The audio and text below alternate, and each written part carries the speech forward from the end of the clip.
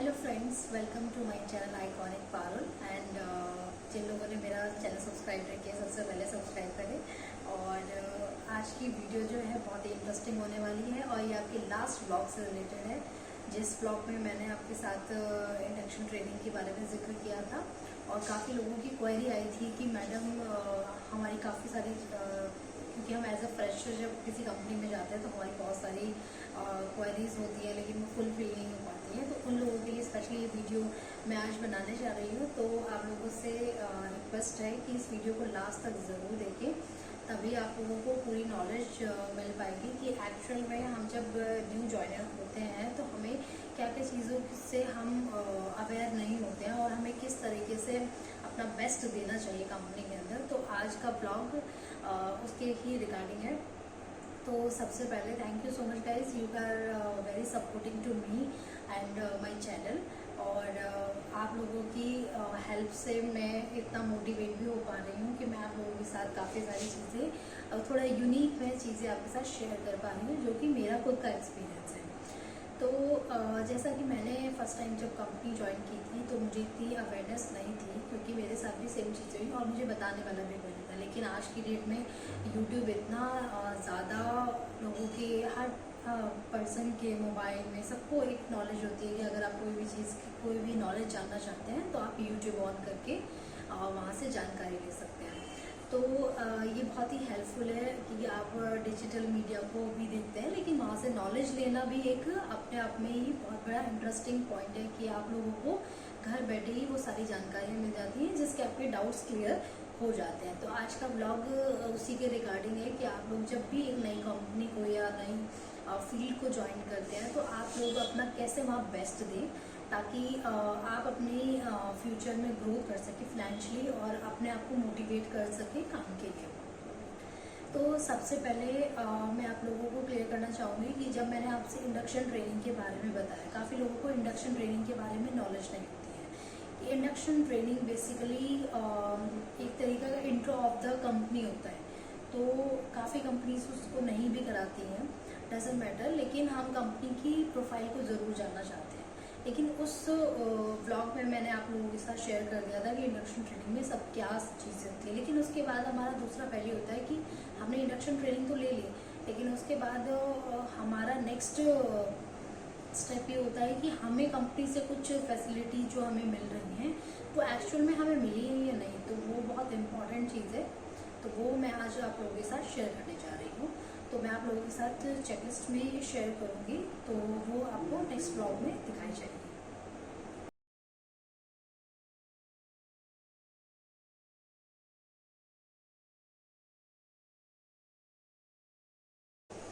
कहते हैं ना कि अगर आप अपना बेस्ट परफॉर्मेंस फर्स्ट टाइम में देते हैं तो वो आपका लास्ट इंप्रेशन बन जाता है। तो ये बात एकदम ट्रुथ है कि किसी भी कंपनी में आपका सबसे पहले आपका रिज्यूमे खुद ही अपनी बात जाहिर कर देता है। तो इसी तरीके से सबसे पहले आप लोगों को फोकस करना चाहिए कि आप जब भी कोई कंपनी में इंटरव्यू देने जा रहे हैं तो अपने रिज्यूम पे फोकस करें कि आप रिज्यूम में अपनी बात क्लियर लिखें।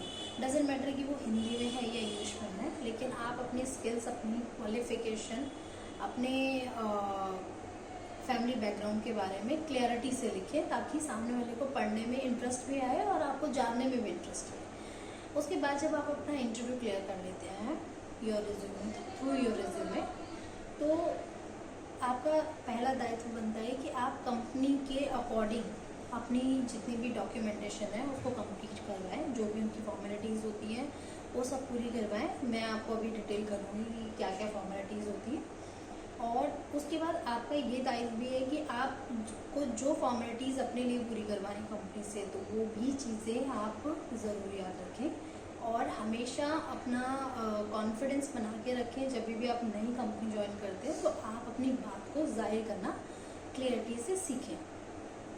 तो सबसे पहले हमें जब भी हम ज्वाइन करने के बाद हमारा एक फोकस होना चाहिए कि हम कंपनी से कोई भी डिमांड करने से पहले हम उसको जितनी भी उसकी कंडीशंस हैं उनको कंप्लीट करना होता है, जिसमें कि आप लोग को एक चेकलिस्ट मैं आपको शो करूँगी कि ये रिक्वायरमेंट होती है कंपनी की आफ्टर योर रिज्यूमे सबमिशन। तो जैसे ही आपका रिज्यूमे सबमिट हो जाता है उसके बाद कंपनी आपसे आपकी आईडी प्रूफ, आपकी फोटोग्राफ्स, आपकी क्वालिफिकेशन, आपका experience, if you are fresher then no need that, और आपका फैमिली बैकग्राउंड, आपकी बैंक डिटेल्स, और आपकी अगर आपने कोई अलग से कोई स्किल कहीं से ट्रेनिंग ली है तो उसका कोई सर्टिफिकेशन आपसे रिक्वायरमेंट होती है, तो आप वो कंपनी को सबमिट करें। उसके बाद जब भी आपको कंपनी से कुछ डिमांड कर रहे हैं तो आपको पता होना चाहिए तो कि क्या क्या चीज़ें ऐसी हैं कि जो आपको इन फ्यूचर काम आ सकती है। तो सबसे पहले ही होती है इम्पॉर्टेंट चीज़ कि आपको जब कंपनी ने सेलेक्ट कर लिया है तो आपको ऑफर लेटर प्रोवाइड करें। ऑफर लेटर में जिसमें मेंशन होता है कि आप जिस पोस्ट के लिए जिस कंपनी में आए हैं आपको कितनी सैलरी के साथ कंपनी ने किस,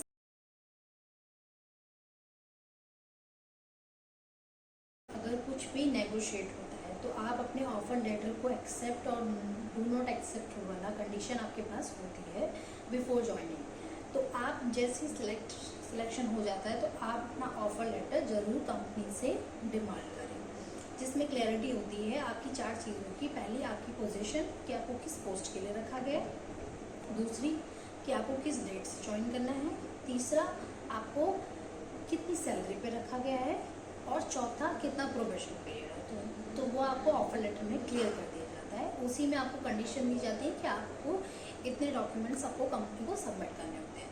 तो ये तो आपकी पहली कंडीशन हो गई जो आप लोगों को पता होनी चाहिए कि कंपनी को ज्वाइन करने से पहले। उसके बाद जब कंपनी ज्वाइन कर ली, कंपनी को अपनी सारी फॉर्मेलिटीज़ के हिसाब से अपने डॉक्यूमेंट सबमिट करें। उसके बाद सेकंड स्टेप आता है कि आप जब कंपनी ज्वाइन कर लिया है तो इंडक्शन जरूर ज्वाइन करें। उसके बाद अपना अपॉइंटमेंट लेटर, जिसको हम नियुक्ति पत्र कहते हैं, जिसमें मेंशन होता है कंपनी की टर्म्स एंड कंडीशन, और एक आपके पास प्रूफ हो जाता है कि you are the employ of this company. तो आपको अपॉइंटमेंट लेटर ज़रूर लेना चाहिए किसी भी कंपनी से। तो ये आपके लिए बहुत इम्पॉर्टेंट है कि आपको कंपनी का रिटर्न, चाहे वो हिंदी में चाहे इंग्लिश में, आपके पास आपका अपॉइंटमेंट लेटर ज़रूर होना चाहिए कंपनी ज्वाइन करने के बाद। उसके बाद वो उसमें ही मेंशन होता है कि आपका PFSI कितना कटेगा, आपके HRA क्या है, आपको वेजेस क्या मिलेंगे, उसमें सारी क्लियरिटी होती है। क्योंकि आपका उसमें एक स्ट्रक्चर मेंशन होता है, जिसमें सैलरी स्ट्रक्चर कि आपका कितनी सैलरी आएगी महीने में, कितना CTC होगा, आपको कितना काटा जाएगा, कितना किस चीज़ के लिए काटा जा रहा है, तो आपको वो क्लियर होता है। इसलिए आप अपॉइंटमेंट लेटर ज़रूर लें, तो ताकि आपकी काफ़ी आप जहाँ पे आप काम कर रहे हैं, अपने एफर्ट डाल रहे हैं, तो आपके पास कम से कम उसका पूरा डेटा होना चाहिए कि क्योंकि आप प्रूव कर सकें उस चीज़ को। तो ये तो होगी आपकी सिक्योरिटी पर्पज से 2 चीज़ें कि ऑफर लेटर आपने एक्सेप्ट कर लिया, दूसरी चीज़ आपका अपॉइंटमेंट लेटर। थर्ड थिंग आपके आते हैं कि आप कभी भी ये ना भूलें कि आप अपनी सैलरी अकाउंट में लें, ठीक है। अगर आप कैश भी सैलरी लेते हैं तो उसके लिए रिटर्न, आपके पास रिटर्न स्लिप ज़रूर लें अकाउंटेंट से। तो ये भी बहुत इंपॉर्टेंट चीज़ है कि आप हमेशा अपना अकाउंट डिटेल्स HR को सबमिट करें ताकि वो आपकी सैलरी ऑन टाइम आपकी आए। उसके बाद थर्ड चीज़ होती है कि आप अपनी फ़ोटोग्राफ भी ज़रूर सबमिट करें, क्योंकि आपका ID कार्ड उसी के थ्रू बनता है। तो ID कार्ड आपका बनना बहुत ज़रूरी है ताकि आप उस कंपनी के एम्प्लॉय घोषित हो सके। तो ये 4 चीज़ें हैं जो आपके लिए बहुत नेसेसिटी होती है कि आप ज़्यादातर फ्रेशर्स को नहीं पता होता है कि मुझे क्या क्या चीज़ें कंपनी से लेनी है, क्या मुझे उनको देना है। तो सबसे पहले मैं आपको शॉर्ट में 10 चीज़ें बता देती हूँ कि आपको कंपनी को 10 चीज़ें प्रोवाइड करनी होती हैं और 5 चीज़ें आपको अपने बाद।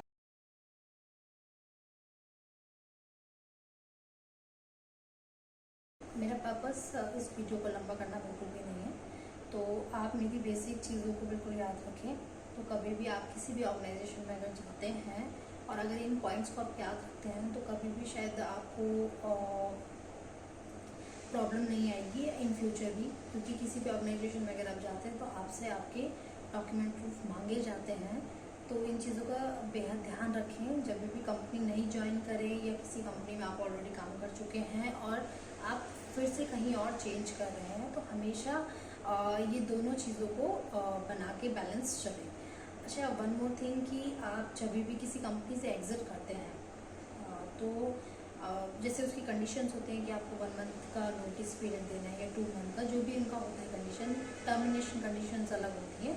तो उन कंडीशंस को आप फॉलो ज़रूर करें, क्योंकि उसमें आपका बेनिफिट होता है। क्योंकि हमेशा आप अपने दरवाजे खुले रखें, क्योंकि कभी भी ऐसा टाइम आ सकता है कि आपको वो ज्वाइन कंपनी दोबारा भी करनी पड़ सकती है। तो हमेशा कभी भी ऐसे कंपनी ना लीव करें। अगर आपको नहीं पसंद आ रहा है तभी भी आप इन्फॉर्म करना आपकी ड्यूटी है, आपकी भी, क्योंकि कंपनी भी आपको टर्मिनेट करने से पहले इन्फॉर्म करती है। तो ये ड्यूटी एम्प्लॉयर और एम्प्लॉयर दोनों की बनती है। तो आप इन कंडीशंस को ज़रूर अपनी लाइफ में भी फॉलो करें और लोगों तक भी ये इन्फॉर्मेशन ज़रूर पहुंचाएं, ताकि अगर इस तरह की प्रॉब्लम कभी क्रिएट ना करें अपनी लाइफ के साथ। क्योंकि आप अगर हर 2 महीने 3 महीने में कंपनी चेंज करते हैं तो उससे आपका रिज्यूमे बिल्कुल ख़राब हो जाता है, जिससे आपको नौकरी मिलने में भी प्रॉब्लम होती है।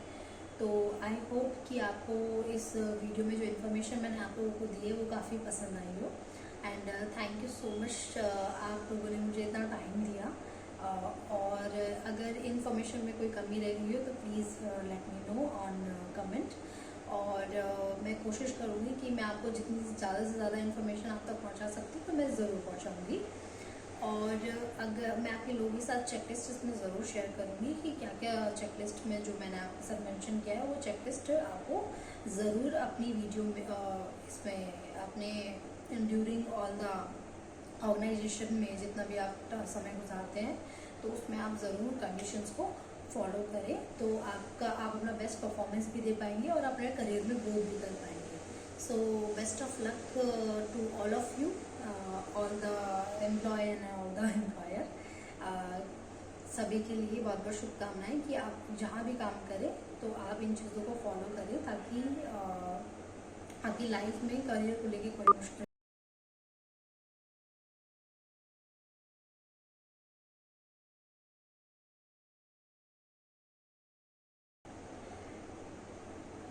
और आप प्रोफेशनल बने, दैट इज़ वेरी इंपॉर्टेंट। क्योंकि प्रोफेशनल आप अगर बनेंगे तभी आप अपने करियर में ग्रोथ कर पाएंगे, चाहे फाइनेंशियली हो, चाहे फिर आप अपने आप को मोटिवेट करें और किसी और को करना चाहें तभी भी।